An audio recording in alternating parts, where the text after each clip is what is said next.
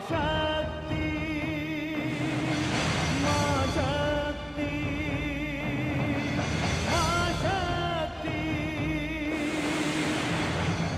शीघ्र बताओ, कौन हो तुम? कौन हो तुम? अन्यथा अन्यथा मैं तुम्हें शाप दे दूंगी। नहीं ऐसा अनर्थ कीजिए।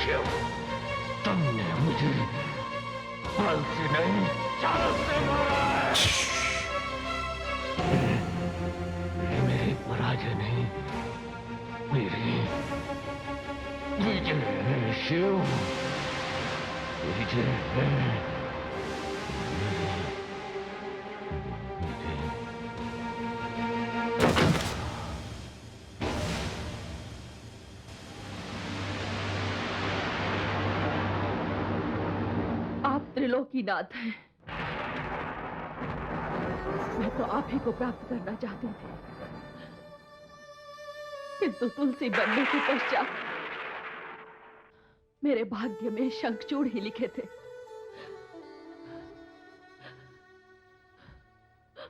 मैं प्रथम बार धरती पर नारी बनकर आई, किंतु आपने मुझे धरती की नारी के नियम भी नहीं निभाने दिए। आपके स्पर्श ने मुझे मेरे पति के योग्य नहीं रहने दिया। मैं जानती हूं कि ये भूल मेरे पति की है, कि वो अहंकारी है, अभिमानी है। उन्होंने क्या मानव, क्या देवता, किसी को नहीं छोड़ा, किंतु दंड तो उन्हें मिलना था। मेरा क्या दोष था? आपके कारण मेरे पति शंखचूड़ का वध होगा, किंतु वैधव्य का दोष तो मुझे लगेगा। महादेवी, वास्तव में तो मैं आपका पति हूं। हम दोनों तो अनंत काल से पति पत्नी हैं। आपका शंखचूड़ की पत्नी होना उस शाप का परिणाम है जो देवी सरस्वती ने आपको दिया था। और आपको शाप से मुक्त करने के लिए मुझे अपने हृदय पर पत्थर रखकर यह अनुचित व्यवहार करना पड़ा। आपने जो कुछ किया वो मेरी लक्ष्मी रूप की मूर्ति के लिए किया, किंतु तुलसी के रूप में तो मैं शंखचूड़ की पत्नी हूं। इसलिए मैं आपको श्राप देती हूं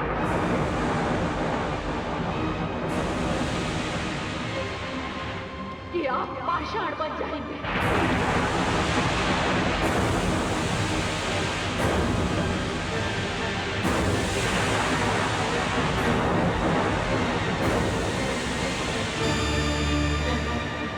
रुकिए देवी, रुकिए।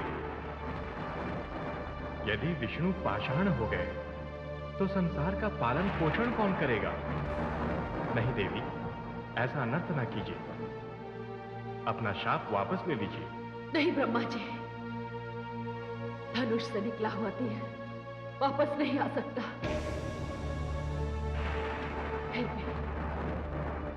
फिर भी मैं केवल इतना कर सकती हूं कि कल्याणकारी विष्णु का एक रूप पत्थर का ही होगा,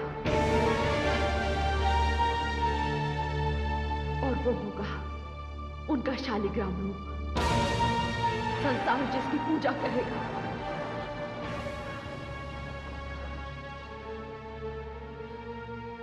अब तो मैं ये शरीर त्याग सकती हूं। देवी, मैं आपको एक वरदान देता हूं।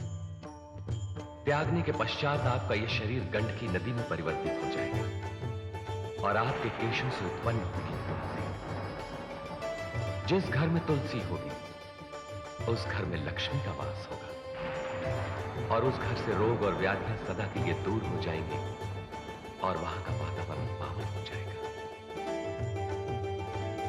धन्यवाद है नारायण कि आपने मुझ पापिन को वर दिया।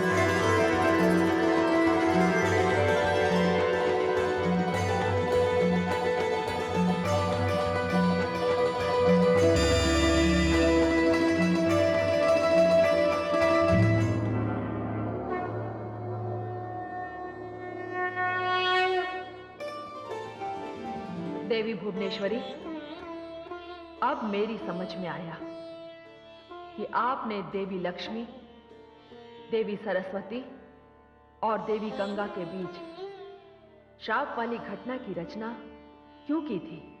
हे महाकाली, देवी लक्ष्मी को धरती पर भेजने के दो मुख्य उद्देश्य थे। पहला उद्देश्य तो यह था कि उन्हें पति पत्नी के संबंधों की पवित्रता, मर्यादा तथा गरिमा स्थापित करनी थी। संसार के सामने एक आदर्श उदाहरण प्रस्तुत करना था। ऐसा उदाहरण जिसे नारियां जीवन में उतारकर धन्य हो जाए। आपने देखा किस प्रकार तुलसी ने जो स्वयं लक्ष्मी का अवतार थी, भगवान विष्णु को उनके दुर्व्यवहार के लिए श्राप दिया और उसी दुर्व्यवहार के कारण उस देह का भी त्याग कर दिया जो शंखचूड़ की पत्नी बन चुका था। हाँ है आदिशक्ति, मैंने देखा। और दूसरा उद्देश्य भी कम महत्वपूर्ण नहीं है। ऊंचे आसन पर आसीन व्यक्तियों को भी जनसाधारण के बीच जाना चाहिए।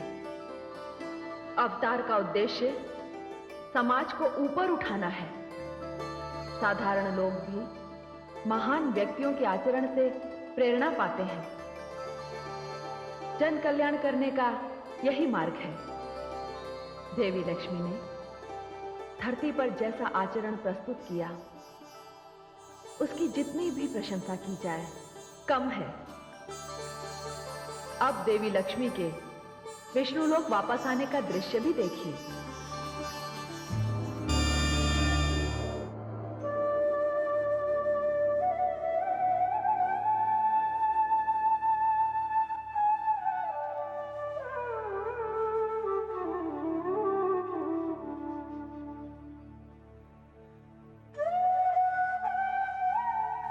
प्रणाम है स्वामी।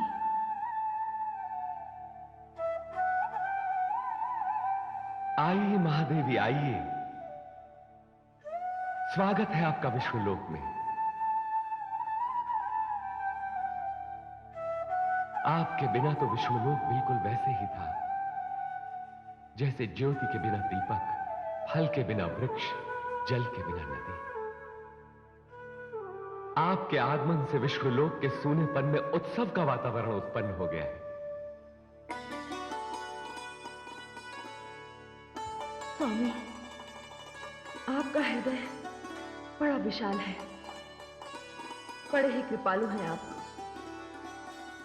किंतु मुझे क्षमा करें, मैंने तुलसी रूप में आपको पाषाण बनने का श्राप दे दिया। महादेवी, वो शाप आपने अकारण तो नहीं दिया था।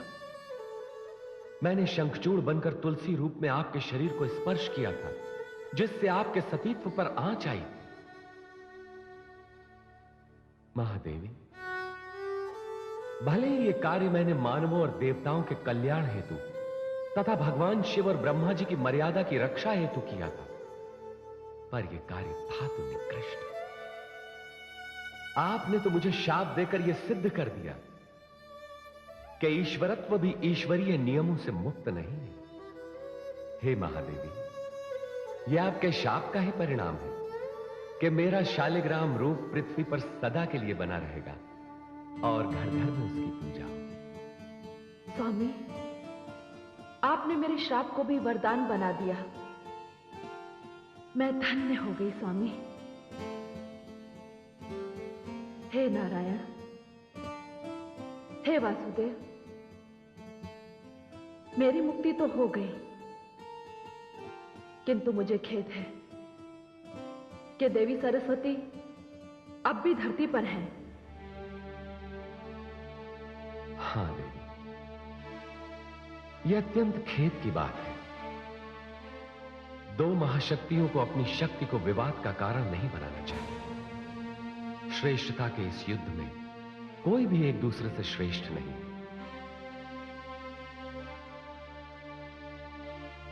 आप ऐश्वर्य की देवी हैं और देवी सरस्वती ज्ञान एवं विद्या की। महादेवी, ज्ञान बिना ऐश्वर्य के और ऐश्वर्य बिना ज्ञान के बिल्कुल वैसे ही हैं जैसे पुष्प बिना सुगंध के, नेत्र बिना ज्योति के और शरीर बिना आत्मा के।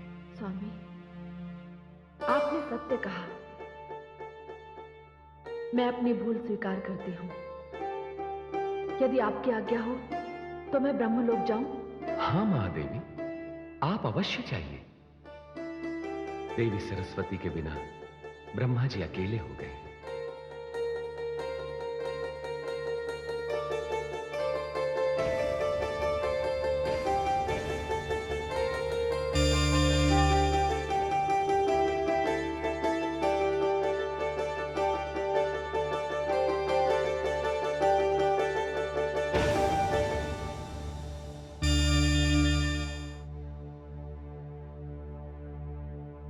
प्रणाम है भाग्य विधाता। देवी लक्ष्मी, स्वागत है आपका ब्रह्मलोक में। मेरी योग्य सेवा? सेवा नहीं ब्रह्मा जी, मैं तो खेद व्यक्त करने आई हूं कि मेरे कारण देवी सरस्वती को ब्रह्मलोक छोड़कर धरती पर जाना पड़ा। किंतु हे देवी लक्ष्मी, इसमें तो आपका कोई दोष नहीं। देवी सरस्वती को शाप तो देवी गंगा ने दिया था। दोष तो देवी सरस्वती का है जिन्होंने आपको शाप दिया था।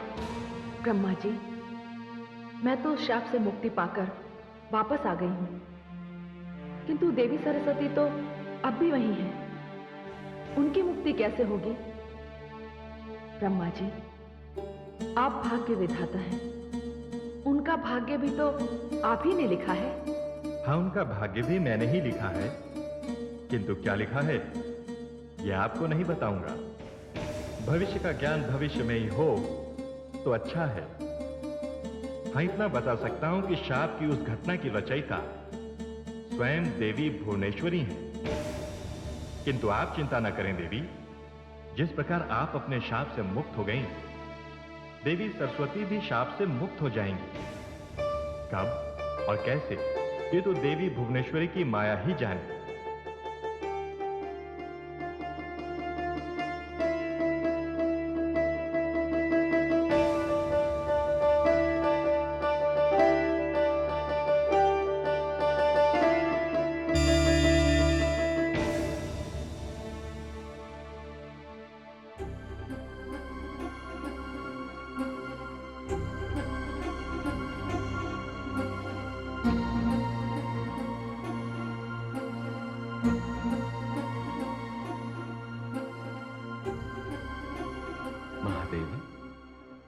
स्वामी, आप तो ब्रह्मलोक गई थी, क्या बात है? आपके मुखमंडल पर चिंता की रेखाएं। हे वासुदेव, हे नारायण, आप तो सब कुछ जानते हैं, कुछ भी तो नहीं छिपा है आपसे। ये सत्य है, किंतु मैं आपकी चिंता का कारण आपके मुख से सुनना चाहता हूं। स्वामी, मेरी चिंता का कारण है देवी सरस्वती। मैं तो उनके श्राप से मुक्त हो गई, किंतु वे अभी भी धरती पर नदी रूप में बह रही हैं। और ब्रह्मा जी कहते हैं उनकी भी मुक्ति होगी, किंतु कब और कैसे वे ये नहीं बता सकते। नारायण नारायण। प्रणाम प्रभु। प्रणाम माते।